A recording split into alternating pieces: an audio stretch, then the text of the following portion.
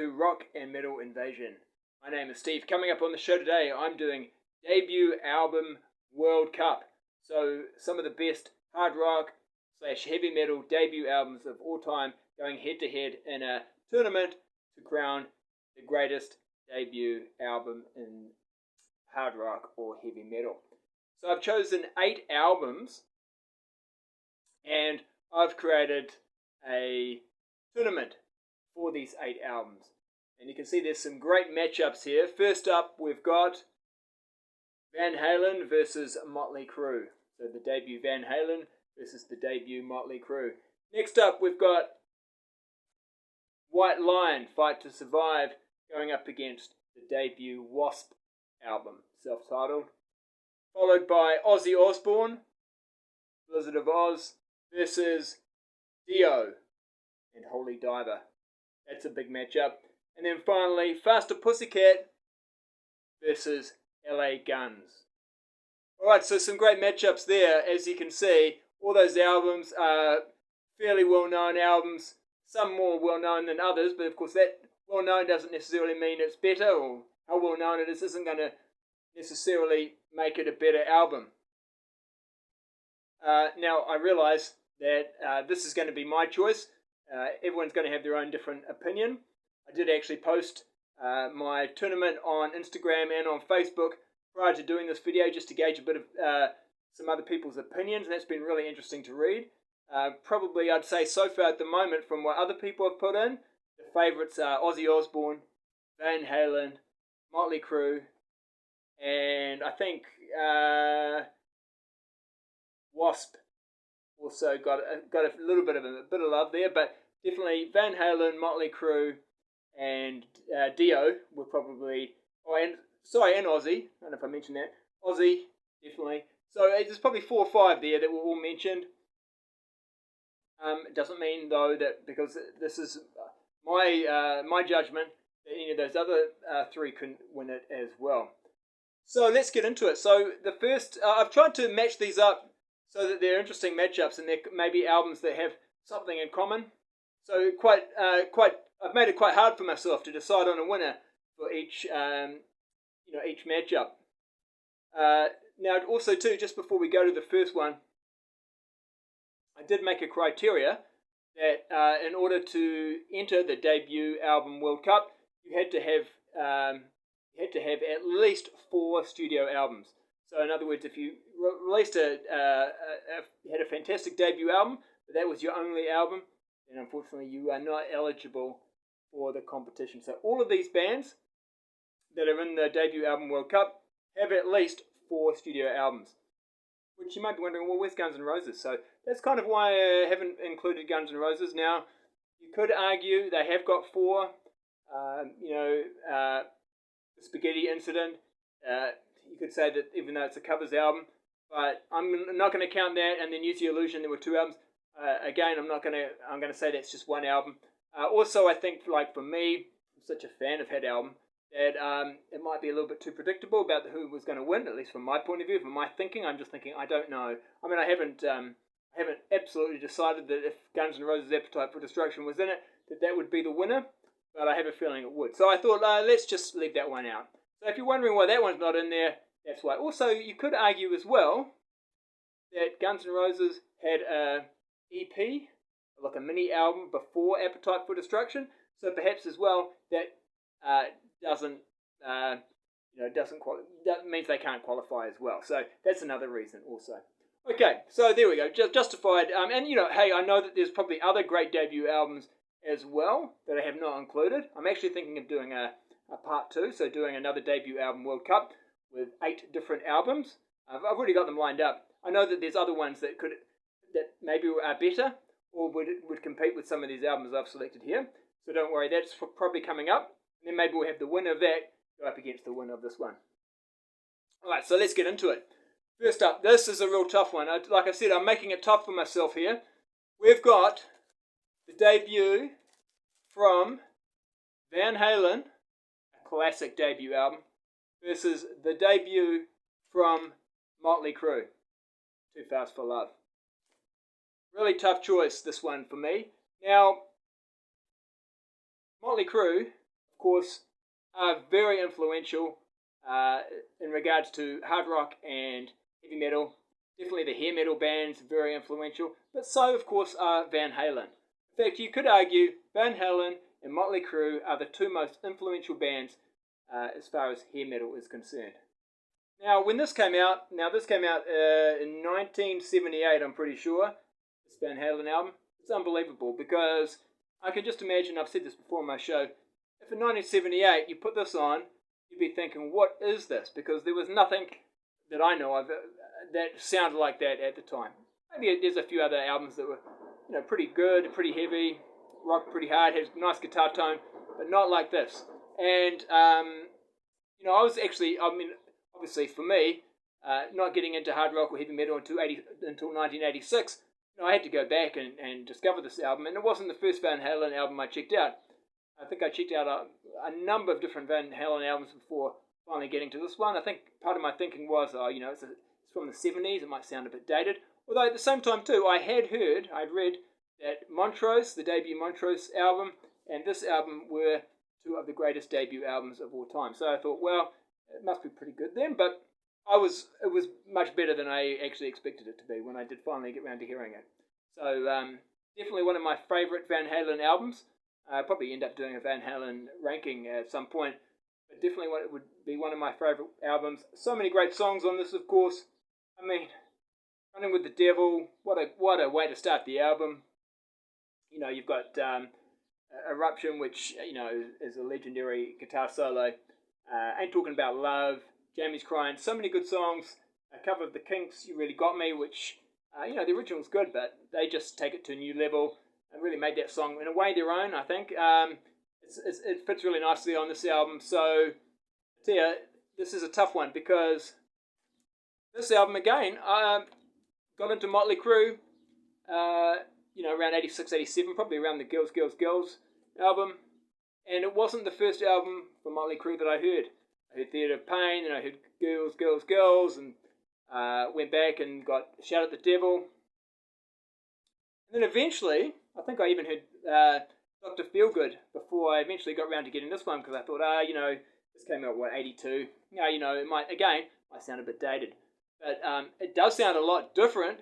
At first I was like, this doesn't really sound like any of their other albums. But that's a really good thing. It's a really good thing because they've got their energy, and it's just a great hard rock album.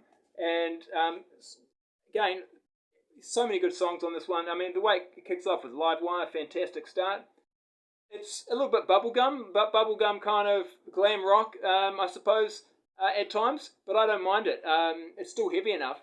The production is not as strong as perhaps on some of their other albums, but again, I don't really mind it. I kind of like that.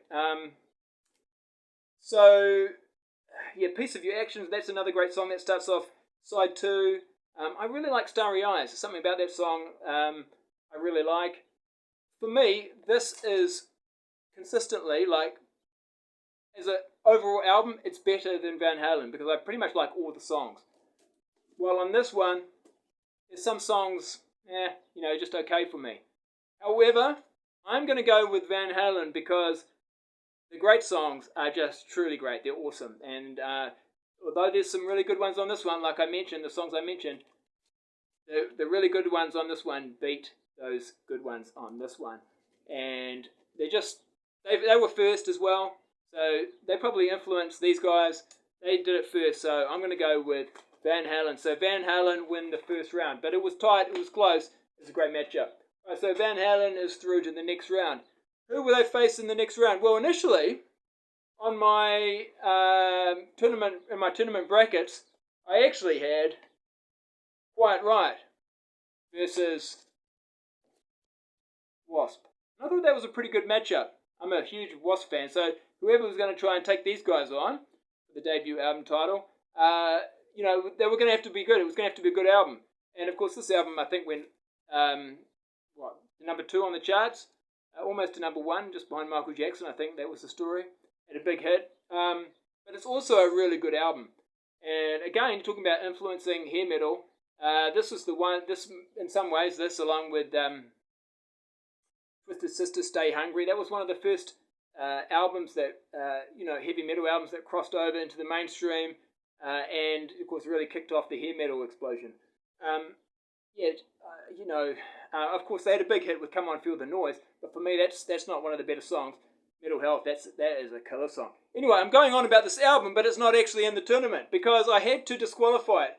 No one. When I posted it on Instagram, I think I posted it on Instagram by mistake. I still had it on my tournament listing, and then I had to say, "Oh, sorry, actually, I've replaced Quiet Riot because that is not a debut album." So there's a lot. I was thinking it was. I had forgot, of course, about the two albums they released. I think they only were released in Japan in the late '70s, but of course it had Randy Rhoads on guitar.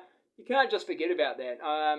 I know that for a lot of people it's a completely different band. That really was the debut, and I get that. And like I say, that was probably my thinking. No, that was the debut album, but I'm not going to count it just because I've got to be strict about this. So it is not Quiet Riot going up against Wasp. It is. So I decided to choose a substitute, and I went with White Lion. Fight to Survive. This is probably another album people may not realize was their debut album. A lot of people think Pride perhaps was their debut album. This didn't get a wide release initially when it was first released, but it is their debut album. Alright, so let's get into it. I'm a huge Wasp fan, so it's really going to have to be a great album to beat it. And initially when I had Quiet Riot up against it, I thought it was going to be close, but I did think Wasp would win. When Quiet Riot got substituted for White Lion, I thought this is possibly their best album for me. It's probably their heaviest album. It's got some great songs. I like the song Broken Heart. I think though actually I prefer the version that they did because they redid the song on Main Attraction. And I think I prefer that version. But it's still a really good song. But consistently, lots of good songs on this one. But unfortunately, you're not going to beat Wasp, and you're going to have to be pretty good to beat Wasp. Pretty much any of their albums, but certainly their first one has got some killer songs on it. What a great debut. I Want to Be Somebody, Love Machine, Sleeping in the Fire. I've done a Wasp video. I've already gone on about my love for Wasp. So I'm afraid, White Lion, you are out of the tournament, and it's going to be Wasp going through to take on Van Halen in the next round. That's going to be a great matchup. All right, next one we've got, talking about great matchups, this is an interesting one. We've got Ozzy Osbourne's debut album, Wizard of Oz, versus Dio, Holy Diver. Of course, Dio and Ozzy have a bit of history. There's already naturally a bit of competition, I think, between the two. Of course, both having been singers of Black Sabbath, Ozzy first, and then Ronnie James Dio coming in when Ozzy left the band. Dio, of course, then leaves Black Sabbath as well, and does his own solo album. So let's talk about Holy Diver first. So many great songs on this. Again, another band that if you've watched my channel, you know I'm a huge fan of. Don't Talk to Strangers. Such a great song. I love that song. Holy Diver, the title track, amazing. Vivian Campbell on guitar, just what a find he was. Everything about this album is just fantastic. Played it so many times, but still enjoy it just as much as the first time I spun it. Just an amazing album, and the start of, for me, like 4 fantastic albums all in a row from Dio. But this being one of his better ones. But Ozzy, who would have thought after leaving Black Sabbath, he was a bit of a mess, he could come up with an album like this. Of course, he finds Randy Rhoads, the boys out at the back, and they come up with this killer album. I Don't Know, Suicide Solution, Crazy Train. They're the 3 standout songs for me. And that's the thing with this album. It is a great album. It's got 3 standout songs, but it's not as consistent as, for me, Holy Diver, where it's just like, there's some standout songs, but the other songs are also just great songs as well. It is tight, it is tough, but I'm going to go with Dio as the winner on this round. So Dio goes through to the next round, and I know a lot of people thought Ozzy should go through all the way with this one and win the tourney, but it's not going to be Ozzy's day for that, for me in my tournament. Alright, so this is an interesting one. Now these would probably, either one of these 2 bands, if they were to win this tournament, it would be considered probably a bit of an upset. They're fairly similar bands. So we've got Faster Pussycat and LA Guns. Okay, now LA Guns, of course, have a bit of a connection with Guns N' Roses. They are the Guns, Tracy Guns, the Guns from Guns N' Roses. And Faster Pussycat, their album was released, I think, a week after, or something very close anyway, to when Appetite for Destruction was released. And, perhaps the songs aren't as good as Appetite for Destruction, but you can imagine there's some similarities there, and you can imagine they could have perhaps had the same success as Guns N' Roses, but it wasn't to be. They did okay. They had some moments, but this is great sleazy sort of 80s metal, hard rock. They really captured that sound really nicely on here, as did these guys. They're quite similar with their sound. So it's difficult to come up with a winner because they've got a similar sound, similar albums. But I'm going to go with LA Guns because there's just too many more songs on this album as opposed to Faster Pussycat that I really like, as opposed to on the Faster Pussycat. Songs like I like the slow song One Way Ticket. I think that's a great song. Sex Action, Electric Gypsy, Bitches Back. They do a cover of the Girl song Hollywood Tease, which is really good. Of course, Phil Lewis used to be in the band Girl. Really good album. So that goes through to the next round. It's going to be a tough one though, because for LA Guns, because they're going to be going up against Dio in the next round, and Faster Pussycat is out. Okay, so we're down now to just 4 bands, or 4 albums, and so this is like our semi-final. Alright, so in the first semi-final, we have got Van Halen versus Wasp. So now it's getting interesting, isn't it? Well, not that it wasn't before. There were some other good matchups, but these are 2 of my favourite bands. If you would ask me, what's my favourite band out of Wasp and Van Halen? It's going to be Wasp. However, if you're going to ask me what's my favourite album out of these 2 albums, I'm going to say Van Halen. Again, they had the advantage of coming out a little bit earlier because they came out in 78. So they are really setting the standard. And you've got to respect that, and you've got to acknowledge that. There are some great songs on here, but there's also some amazing songs on this album.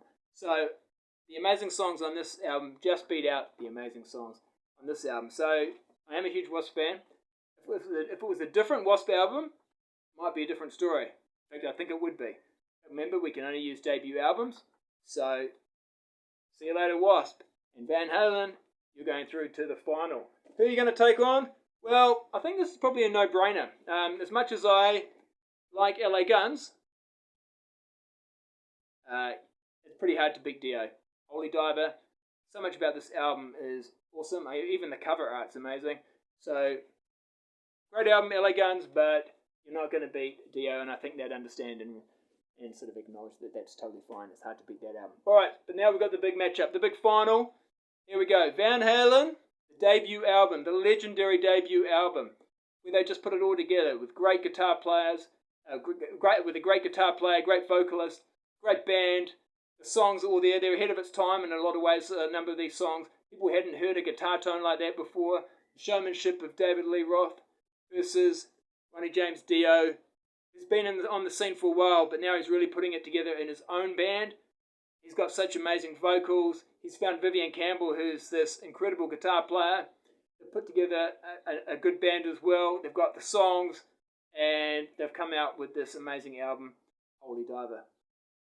It's a tough one, but for me, this one is the winner. So Dio, Holy Diver, is the winner of the debut World Cup. The reason being that, yes, there's some great songs on here.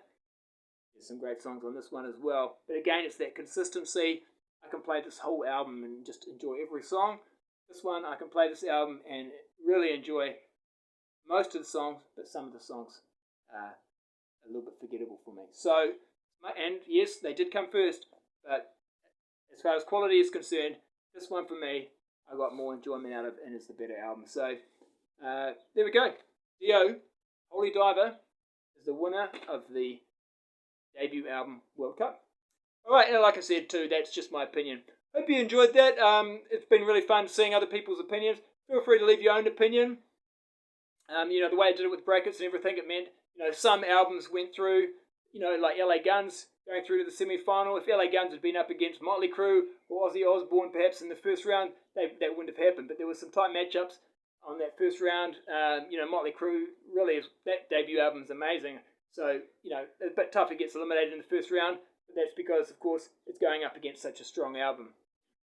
So, like I said, I'll probably do a part 2 of this, and because I've got some other debut albums lined up, and we'll see. Hopefully, get that done soon. All right, catch you later. Don't forget, feel free to leave a comment. Feel free to subscribe, and I'll be back later. All right, see ya.